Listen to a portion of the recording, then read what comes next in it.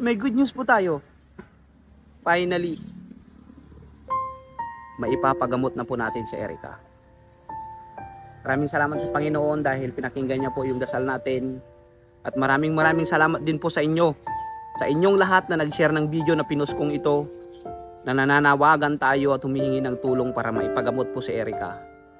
At sa ngayong araw, abangan nyo po ang sunata kung ano ang susunod na gagawin natin by step para po kay Erica.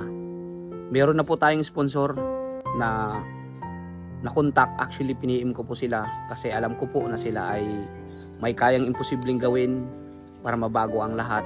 At dati po kasi sinabihan po ako kung meron po akong kailangang tulungan, sabihan ko po sila.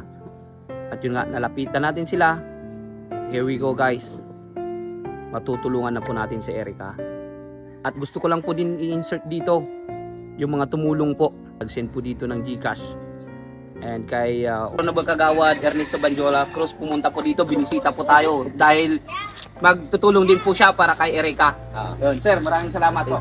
Kagawad Ernesto Banjola Cruz, pumunta po siya dito kaninang umaga.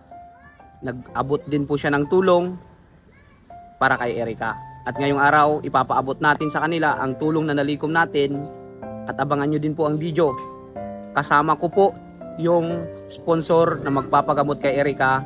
Pipisitahin namin sila sa bahay nila at ipapaalam natin itong good news natin sa kanila. Alright, maraming salamat. Pakishare po ang video ito at pakifollow po ang aming page para mas marami pa tayong matulungan sa abot ng ating makakaya. Greg Sortin Team will do everything. Thank you.